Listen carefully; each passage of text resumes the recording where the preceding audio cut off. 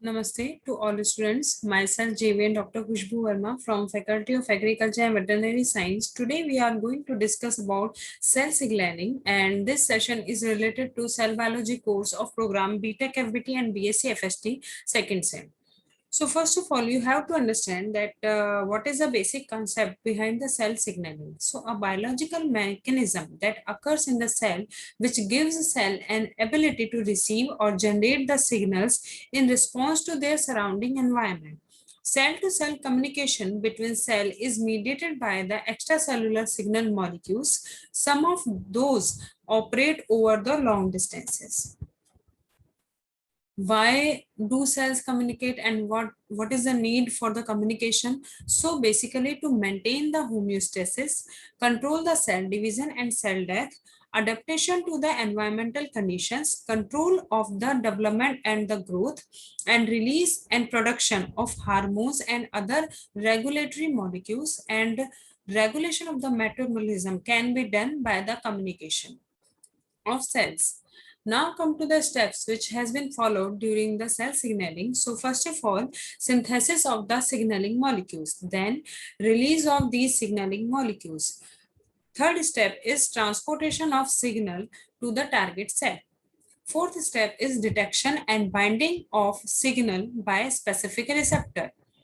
Fifth one is changes due to the receptor signal complexes, and final step is signal removal and response termination. After the completion of complete communication, cell communication, this response will be removed. Now come to the intercellular signaling. What is the intersignaling? Cellular signaling. So transfer of the information from one cell to the another cell is known as intercellular signaling. Cell signals each other by direct contact with each other or by the release of a substance from one cell that is taken up by the another cell. Important, this signaling is important for cell to grow and work normally.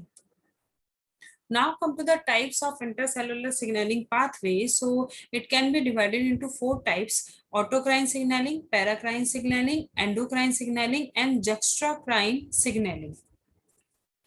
So first of all, we will discuss about the autocrine signaling. So autocrine signals targets the cell itself. Sometimes autocrine cells can target cells close by if they are the same type of the cells as the emitting cell. An example of this are immune cells.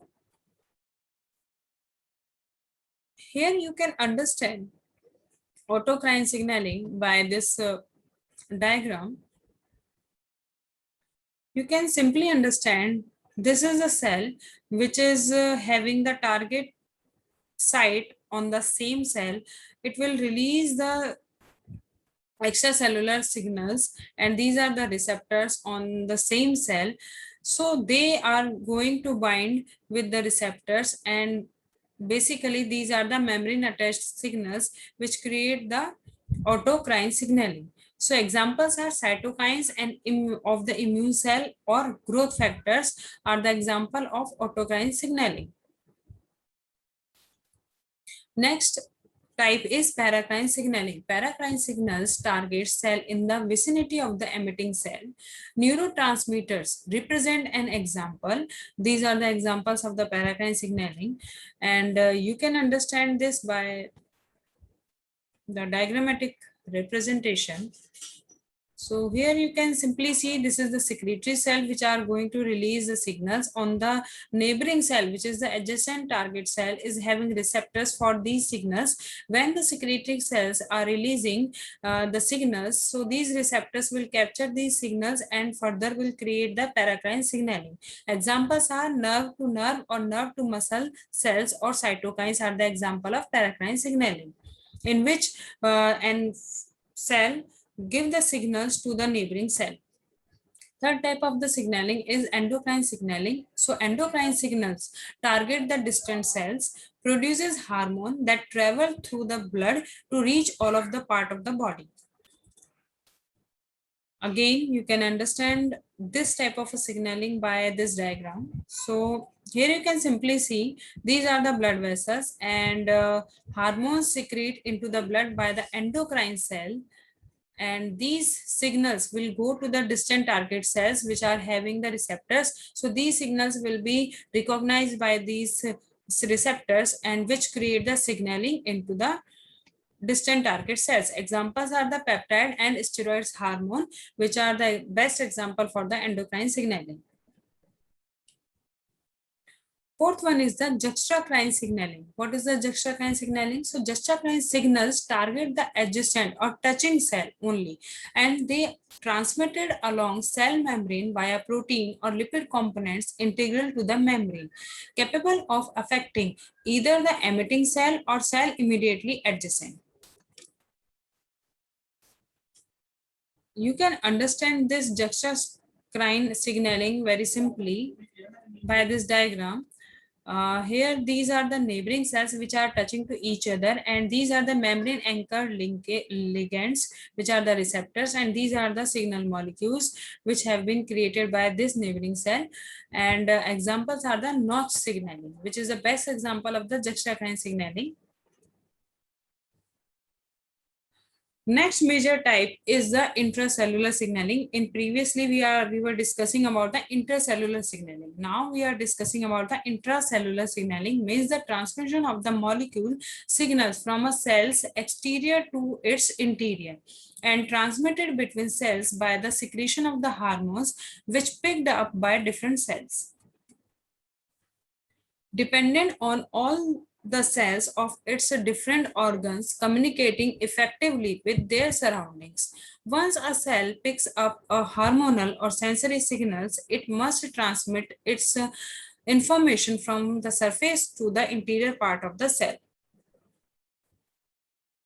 You can simply understand this intracellular signaling by this diagram. These are the extracellular molecules and these are the receptor proteins which are embedded into the plasma cell membrane of target cell. When these extracellular signal molecules bind to the receptor protein, they create a signal, and these are the intracellular signaling proteins which are involved in the signaling pathway. Further, they will trigger to the effector proteins. Effector proteins may be metabolic enzyme which further altered the metabolism, or it can be gene regulatory protein which can alter the gene expression, or it can be cytoskeleton protein which can alter the cell shape or the movement. So these are the final stages which comes into the intracellular signaling. Now come to the receptors. What are the receptors? So receptors are made up by the protein associated with the cell membrane or located within the cell. Receptors recognize the signaling molecules by binding to them, and binding of receptors by signaling molecules basically leads to the cell behavior changes. What is agonist? So an agent which activates a receptor to produce an effect similar to that of the physiological signal molecules. That agent is known as agonist. What is inverse agonist? So an agent which activates a receptor to produce an effect in the opposite direction to that of the agonist is known as inverse agonist. What is antagonist? So an agent which prevents the action of an agonist on a receptor or the subsequent response but does not have any effect of its own is known as antagonist. What is partial agonist? An agent which activates a receptor to produce submaximal effect but antagonizes the action of a full agonist. Now come to the functions of the receptor, what they do actually. So to propagate regulatory signals from outside to within the effector cell when the molecular species carrying the signal cannot itself penetrate the cell membrane. To amplify the signals, these are the functions of receptor, and next function is to integrate various extracellular and intracellular regulatory signals. Here you can understand various type of receptors which are involved in the intracellular signaling pathway. Very famous is G protein coupled receptor. Next one is the protein kinase receptor.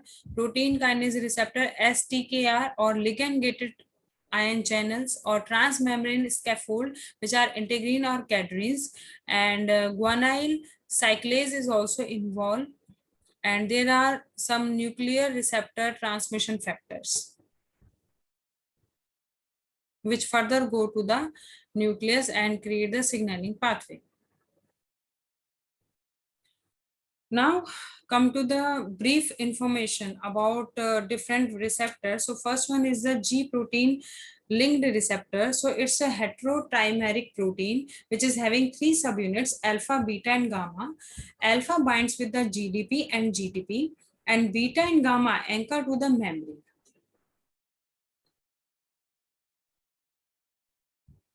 This group of receptors is the largest known, and many different signals and responses can be associated with the G protein activity. All have the same structural arrangement within the membrane known as 7-pass transmembrane protein. Several hundred types of receptors are known which bind signals as diverse as peptide, hormone, amino acids, fatty acids, and neurotransmitters. Their signaling protein partners are called G proteins because they bind to the nucleotide GTP to regulate their shape and activity. When activated, they can trigger the activation of several copies of the same G protein because activated G proteins disassociate from the GPCR, leaving the binding site available to bind and activate, thereby amplifying the effect of a single signal molecule. What are the families of G proteins? So GS subgroup, which stimulate adenylyl cyclase, it includes GOLF coupled to the olfactory receptors. GI subgroup, which inhibits the adenylyl cyclase and activates some calcium ion and potassium ion channels.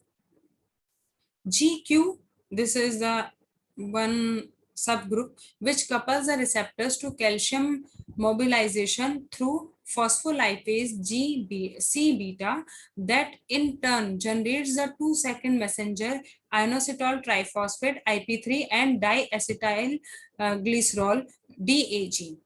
On the other hand, GT subgroup which stimulate the phosphodiesterase following light stimulation of retina involving transducin. So there is a list which you can clearly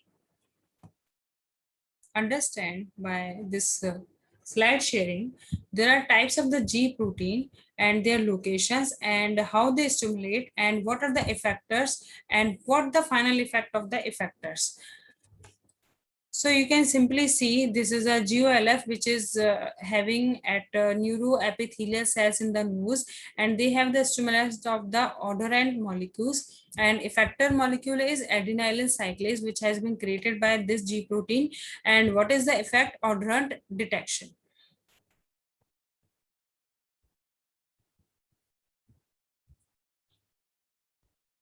Again, you can understand this G protein diagrammatic representation, how it looks like in the structure. So this is 7 passes receptor 1, 2, 3, 4, 5, and this segment which basically interact with the G protein, and 6 and 7 is having the messenger binding site. And in the extracellular fluid, amino end will be present, and in the cytosol region carboxylic end region will be present, and this segment is basically interact with the G protein. So this is the receptor structure, and the receptor protein forms 7 transmembrane alpha helix connected by the altering cytosolic or extracellular loops, and N terminal of the protein is exposed to the extracellular fluid, while the C terminus residue present in the cytosol, as I have already told you in the diagram. And the extracellular portion of the each G protein linked receptor has a unique messenger binding site and a cytosolic loop connecting to the 5th and 6th transmembrane. Alpha helix is specific for a particular G protein. Now come to the activation of G protein, that how it activates. So you can simply understand here, this is the receptor and this one is the target 1 and target 2, and this is the G protein complex is having alpha subunit and beta and gamma subunit. Alpha subunit now is in its resting stage attached to the GDP molecule. When ligand comes or signal molecules come, they bind to the receptor further, by which this G protein will be activated, and alpha subunit of the G protein will be separated from the beta and gamma subunit, and GDP will be replaced from the GTP, and GTP further will be hydrolyzed and it will generate the energy. And when it generates the energy, so target protein activated, so target protein 1 will be activated. So that's how activation of G protein receptor occurs, in which this G protein will be separated and alpha subunit will be activated and further go for the signaling process.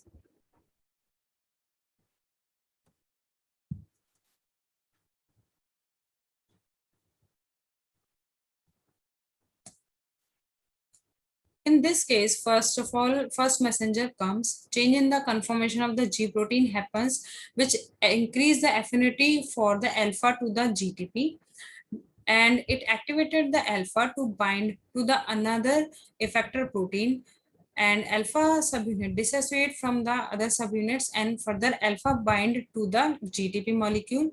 GTPase of the alpha cleaves GTP to the GDP, which further leads to the inactivation of the alpha subunit, and then again alpha subunit recombine with the beta and gamma units.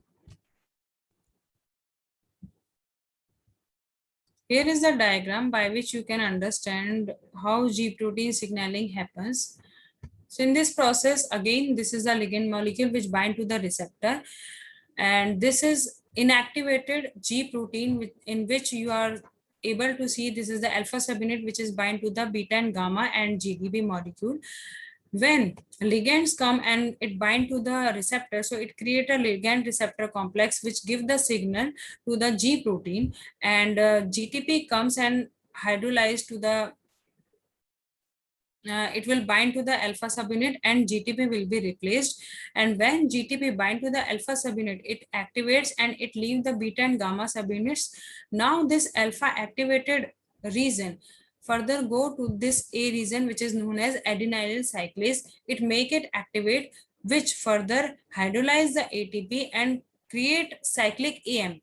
These cyclic AMP further go for the next signaling pathway. So these cyclic AMP is known as secondary messenger.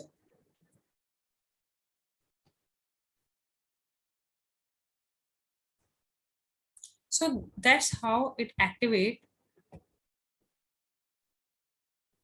And again, you can understand like in this process, you can simply see when cyclic AMP has to be prepared, or it may be in axis. So these cyclic AMP go for the phosphodiesterase activity and create into the AMP.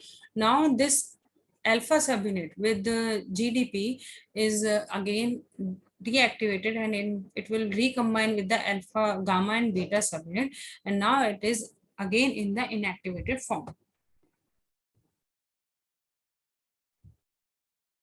So this is the sum up of this session, and this session is powered by Digital Version 2.0, Jyoti Vidyapeeth Women's University, Jaipur. And for the next session, in which we will discuss about the kinase receptor and other receptors. So if you have any query for this session, you can ask in the comment box. I will resolve it. Thank you.